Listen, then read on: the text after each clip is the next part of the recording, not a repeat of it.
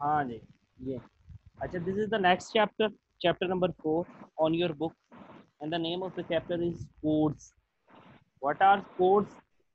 And further subtopics are there in the chapter: codes, diglossia or diglossia, the both pronunciations are correct, bilingualism and so on. आपके chapter में ये चीज़ें discuss होंगी। तो पहले हमने कोड्स का जिक्र तो हल्का फुल्का किया हुआ है, कोड स्विचिंग क्या होती है, but now we will go with them in detail. अब हम इनके बारे में इन डिटेल बात करेंगे कि ये क्या होता है। ये आपका दरमियान में वो जो था पिजन और क्रियोल वाला चैप्टर ढेर सारा बीच में निकल गया, वो कुछ हमने पढ़ लिया था, कुछ मैंने आपको कल नोट्स दिए हैं, उसके अलावा बाकी किसी चीज़ को छेड़ने की ज़रूरत नहीं है। तो वो 20 एक पेजेस बीच में स्किप हुए आपकी बुक के। अब आगे हम आए हैं पेज नंबर 88 तक। And what are the codes. अच्छा, कोड सिंपल है, कोई ये इतना ज़्यादा मुश्किल नहीं है। वैसे कोड के हवाले से हमने बात की, तो कोड होता क्या है, ज़रा कुछ ना कुछ तो बताएगा, रिवाइज करेंगे कि हम कोड किसको कहते हैं।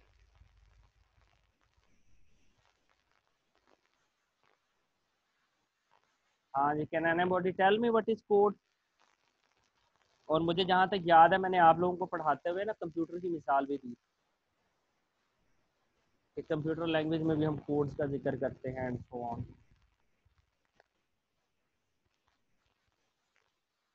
हाँ जी, बोले भाई, को नहीं याद किसी को, चले ना ही कह दें, सो दैट आई में गेट द आइडिया कि सारे लोग हालत टून में नहीं है। हाँ भी दाऊद, कोड्स क्या होते हैं? सर आप ही बता दें। मैंने तो बताना ही है बाद में। आयशा, कोड्स क्या होते हैं? ग्रुप के बुजुर्ग बताएंगे जी, क्लास के। जी आर उधर से बुजुर्ग होती है और इधर से सी आर होता है। सी आर ने तो तीर मेरी तरफ चला दिया। जी आयशा, आयशा कोड्स क्या होते हैं? What R code? Code switching पढ़ाया था मैंने। अच्छा जी, और कोई बताए क्लास में? सारा बताइए ज़रा, कोड क्या होता है? What are codes? हाँ जी, इकरा खालिद, आप बताइए कोड क्या होते हैं? ओ खुदा आ गया बंदो। हाँ जी फिल्जा, मिस फिल्जा, कोड क्या होता है? Sir language variety. Any language variety. Language variety. Sir मैं बताऊं? जी जी बताइए। Code is a basically a term which is used to describe a language or a variation of language. जी, काफ़ी हद तक बात आपकी ठीक है। लैंग्वेज और वैरायटी ऑफ लैंग्वेज, सिंपली अगर आप लोगों को याद हो, I told you people that, सादा सी बात ये होती है कि हम कोड कहते हैं कोई भी टूल जो कम्युनिकेट करने के लिए इस्तेमाल होता है, उसको हम कोड कहते हैं, जैसे कि कंप्यूटर के अंदर इस्तेमाल होता है।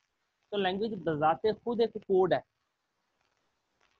बात अपनी पहुंचानी है ना दूसरी जगह पे, कम्युनिकेट करना है, तो हम डिफरेंट कोड्स इस्तेमाल करेंगे। उसमें नॉन वर्बल कम्युनिकेशन भी होगी और उसमें वर्बल कम्युनिकेशन भी होगी, और उसमें तो कम्युनिकेशन के कई और पैटर्न्स भी आ जाते हैं ना कोड्स के।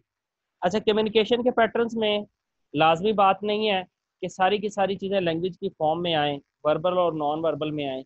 कम्युनिकेशन तो कई तरीकों से हो जाती है। For example let me explain with with an emotional example. देखें जी, अगर कोई बेटा काम कर रहा है ना किसी मुल्क में, और वो 4000 किलोमीटर भी दूर है, वहाँ पे उसकी तबीयत खराब होती है, तो यहाँ पे माँ की ना आंख खुल जाती है, रात को वो बेचैन होती है। वो उसके अपने बेटे को फ़ोन करती है और पूछती है कि हाँ जी कोई मसला है मेरे बेटे। वो बताता है जी मेरी तबीयत ख़राब है। तो माँ कहती है मेरा दिल इसलिए बेचैन हो रहा था, और ये सच होता है। इस तरह की मिसालें आप हर आए रोज़ देखेंगे। तो कम्युनिकेशन के पैटर्न्स कई होते हैं इन लाइफ। ठीक है। फिर इल्म, नॉलेज जो होता है, लैंग्वेज, उसके कई ज़रिए होते हैं। कई ज़राए से इल्म इंसान तक पहुंचता है, बात पहुंचती है, जिसमें लैंग्वेज का ज़रिया भी होता है। फिर उसके बाद अल्लाह ताला ने नबियों के साथ कम्युनिकेट किया तो कई तरीके इख्तियार किए। हज़रत मूसा अलैहिस्सलाम कोहे तूर पे जाके बात किया करते थे, डायरेक्ट बात होती थी अल्लाह ताला से। हज़रत जिब्राईल अलैहिस्सलाम को उतारा जाता था, हज़रत जिब्राईल अलैहिस्सलाम कम्युनिकेट करते थे, दरमियान में बतौर कोड के काम किया करते थे। ठीक है, सहीफे उतरा करते थे। कुछ पैगंबर थे, उनको एक दरख्त के पास लिखी हुई चीज़ मिल गई, वो दरख्त उस चीज़ को, उस कोड को पहुंचाने का काम कर रहा होता था, and so on. So there are many codes to communicate in this life, और उन कोड्स में से एक कोड लैंग्वेज भी होती है। ठीक है, यानी कि हम एक दूसरे से कम्युनिकेट करने के लिए मुख्तलिफ टूल्स इस्तेमाल करते हैं, उन टूल्स में से एक टूल लैंग्वेज भी होती है। A system to communicate is called code. कोई भी ऐसा सिस्टम जो कम्युनिकेशन के लिए इस्तेमाल हो, तो एक शख्स को की एक बात को दूसरे तक पहुंचाने के लिए, किसी मैसेज को दूसरी जगह तक मुंतकिल करने के लिए इस्तेमाल हो, दैट इज कॉल्ड कोड। अच्छा जी, अब पर्टिकुलर अकेजन पर्टिकुलर कोड। अच्छा, कोड की ना शक्ल बदल जाती है, and code is change according to situations. हर जगह पर आप कोड की एक शक्ल नहीं रख सकते। अच्छा, ओकेजन के एतबार से मैं कोड का आपको बताऊं, समटाइम्स आपको बड़ी लंबी चौड़ी वजाहत करनी पड़ती है, एक्सप्लेनेशन करनी पड़ती है, फिर उसके बाद जाके उन्हें बात समझ आती है। आप बाहर किसी अजनबी से बात कर रहे हैं, तो आपने उसको अगर अपनी बात समझानी है, तो अपनी उस बात को समझाने के लिए आप लंबी चौड़ी वजाहतें करेंगे। घर में आपके माँ बाप बहन भाई आपको जानते हैं, you are known to them, आप हल्की सी बात करेंगे तो बात का पूरा प्रोसेस समझ में आ जाएगा। इसी तरीके से टीचर और स्टूडेंट्स के साथ होता है। मैं आप लोगों को अभी नया नया पढ़ा रहा हूँ, तो मैंने आपके साथ पहले मेरा कोई कोर्स नहीं हुआ, तो मैं आपकी सीनियर्स में टर्म 6 को टर्म 1 से पढ़ा रहा हूँ। तो वहां पर कई बातें कहे बगैर, 3 साल का साथ है तकरीबन इन क्लासेस के साथ, तो वहां पर ना एक स्टाइल में हम उनके साथ बात करते हैं, तो उन्हें उस मखसूस अंदाज से पूरा पैटर्न पीछे पता चल जाता है कि अब कैसे कैसे किस किस तरीके से चीज़ें चलेंगी। तो जो मुख्तलिफ मौके होते हैं ना, उस पर फिर वर्बल करना है, नॉन वर्बल करना है, स्ट्रेस करना है, अनस्ट्रेस करना है, पोलाइटनेस रखनी है, नहीं रखनी, ये जो सारे तरीके होते हैं ना, ये सिचुएशन के एतबार से चेंज होते हैं। यानी कि आपका कोड मुख्तलिफ मौके के तौर पर तब्दील हो जाता है। अच्छा, आगे आप पर्टिकुलर डायलेक्ट, वैरायटी, स्टाइल और register is the different code. अभी हमने ना पीछे इन सारी चीज़ों पे बात कर ली है, हमने रजिस्टर पे भी बात की, स्टाइल पे भी बात की, वैरायटी पे भी बात की, एंड डायलेक्ट पे भी बात की। वो कहता है कि ये सारी की सारी जो चीज़ें हैं ना, ये लैंग्वेज के आगे फर्दर कोड्स हैं। अब लैंग्वेज एक ही है, डायलेक्ट एक ही है, रजिस्टर बदल जाता है, कोड बदल गया। लैंग्वेज एक ही है, डायलेक्ट एक ही है, स्टाइल बदल जाता है, वैरायटी बदल जाती है, कोड बदल गया। एक ही लैंग्वेज के डायलेक्ट बदल जाते हैं। अभी आगे डायग्लोसिया आप पढ़ेंगे, उसमें भी समझ आएगी इस बात। दो डायलेक्ट, तो हर एक वैरायटी, हर एक टाइप, हर एक काइंड चेंज होती जाएगी लैंग्वेज के अंदर, तो कोड चेंज होता चला जाएगा, आप डिफरेंट कोड में चले जाएंगे। अच्छा, next one, mixing of one variety to other is code switching. अभी तक तो पढ़ा था कोड स्विचिंग में आपने सिर्फ लैंग्वेज को, स्टार्ट के चैप्टर में था, पहले चैप्टर में आ गया था कि whenever you mix the languages, whenever you mix one language into other, whenever you mix vocabulary of the one thing into other, as I gave you people examples from the Urdu and English as well, हम code switching कितनी ज़्यादा करते हैं। मिसाल के तौर पर किसी से माजरत करनी हो, तो हम कहते हैं प्लीज़ एक्सक्यूज मी, सॉरी, मुझे माफ़ कर दीजिए। अब आप अपनी नॉर्मल उर्दू की गुफ्तगू के अंदर इंग्लिश के वर्ड्स लेकर आ रहे हैं। ठीक है, इसको कोड स्विचिंग कहते हैं। अच्छा, ये तो लैंग्वेज के एतबार से हमने किया था। इसके अलावा जब आप वैरायटीज को भी तब्दील करते हैं ना आपस में, मिसाल के तौर पर आप एक ही डायलेक्ट बोलते बोलते बीच में एक पर्टिकुलर रजिस्टर का, स्टाइल का और 2-3 वैरायटीज को मिक्स कर गए हैं, डायलेक्ट एक ही था, तो आपने कोड स्विचिंग फिर भी कर दी है। यानी कि एक वैरायटी से जब भी आप दूसरी वैरायटी में स्विच ओवर कर जाएंगे, that will be called code switching. ठीक है जी, ये हो गया जी पहले कोड्स के हवाले से, कि कोई भी सिस्टम जो कम्युनिकेट करने के लिए एक दूसरे के साथ इस्तेमाल होता है, उसको हम कोड कहते हैं। मुख्तलिफ मौके पर मुख्तलिफ कोड्स इस्तेमाल किए जाते हैं, on different situation, on different occasion you would use a different kind of code. और एक जो डायलेक्ट, वैरायटी, स्टाइल या रजिस्टर होता है, जब वो चेंज हो जाता है तो एक कोड चेंज हो जाता है। और जब मुख्तलिफ कोड्स को आपस में मिक्स कर लिया जाता है, जब वो स्विच कर जाते हैं, that is called code switching. ठीक हो गया जी। अब आगे चलते हैं। डायग्लोसिया, ये ना ग्रीक वर्ड है डाय। डाय का मतलब किसी को पता है? डी आई का इसका मतलब क्या होता है? Can anybody tell me? Dia, सिर्फ डाय। ग्लोसिया तो आगे एक और चीज है ना। टू डी टू डाय किसके लिए? मुझे लग रहा है आप ठीक बता रही थी, दोबारा बताइएगा कहाँ ये डाय किस लिए हम इस्तेमाल करते हैं?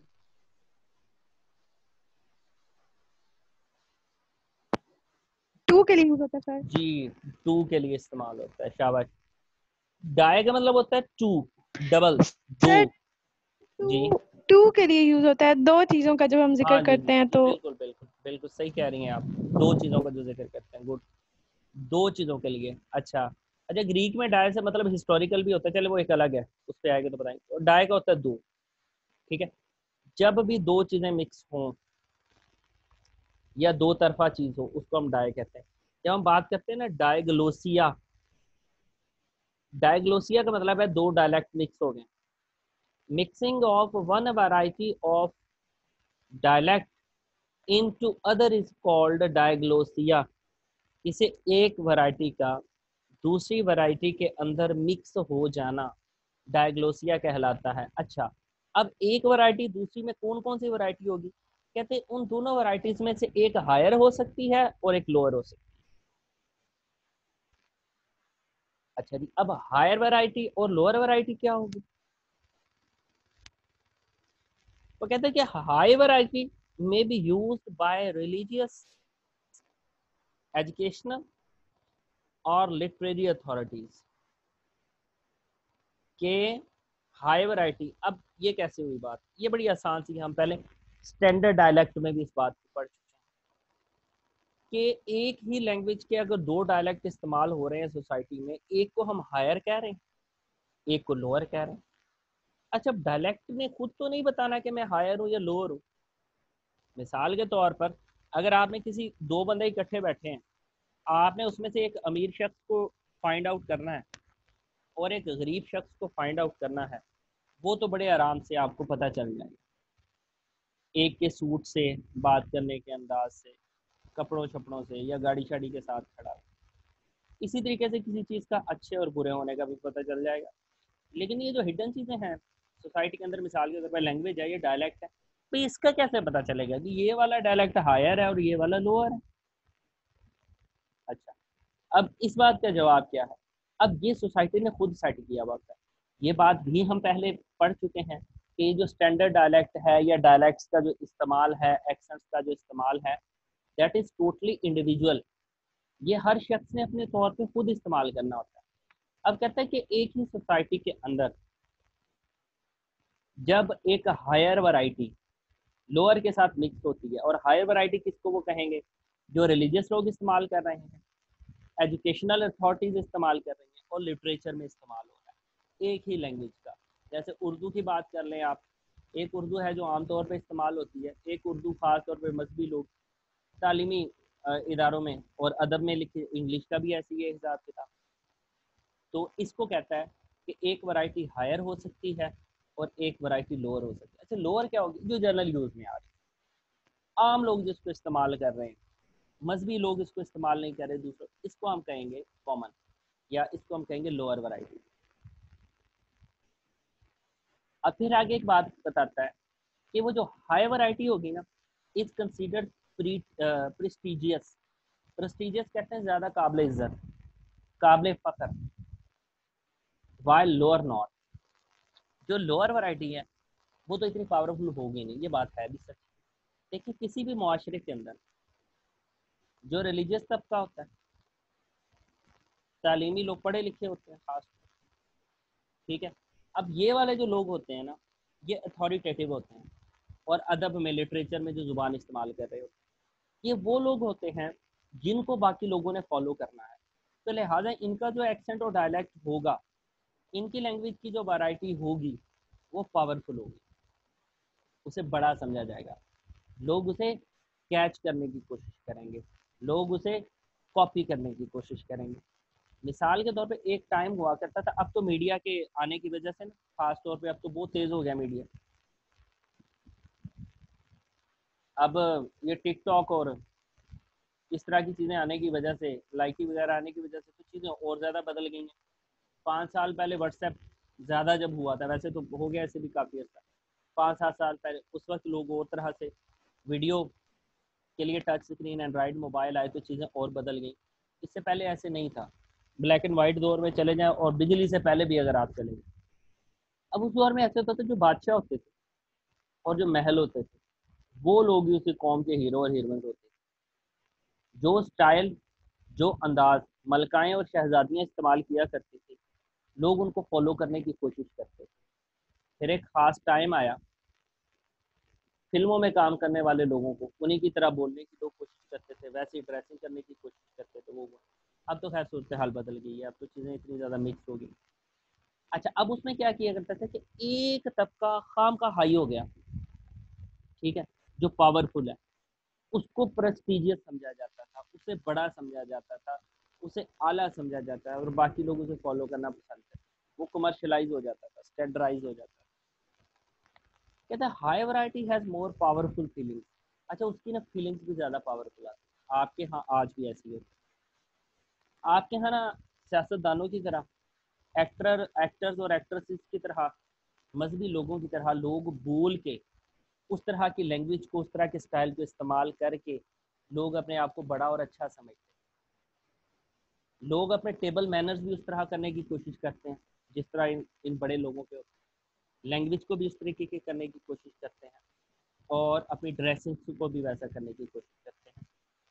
वो पावरफुल होता है। और जब लोग उसी डायलेक्ट को, उसी चीज़ को इस्तेमाल करेंगे, बोलेंगे, तो वो अपने आप को पावरफुल फील करेंगे। अगर वो नहीं करेंगे तो अपने आप को आम समझेंगे, लोअर समझेंगे। जिसे हम उर्फे आम में पेंडू कह देते हैं। हाँ जी, ये तो एक पेंडू बंदा है या बंदी है, इसका स्टाइल, इसकी बातें, इसका सारा कुछ स्टैंडर्ड के मुताबिक नहीं है। क्यों नहीं है? ये ब्रांडेड हरकतें नहीं करता। ब्रांडेड हरकतें क्या है? मतलब ब्रांडेड वो कपड़े नहीं पहनता, ब्रांडेड शूज़ नहीं पहनता और ये और वो। ठीक है, क्यों ब्रांडेड उसके पास चीज़ें, मोबाइल वगैरह नहीं? क्योंकि ये चीज़ें हायर सोसाइटी में इस्तेमाल होती हैं और जो लोग उनको फॉलो कर पाते हैं वो लोग पावरफुल और हाई हो जाते हैं, जो नहीं कर पाते लोअर आ जाते हैं।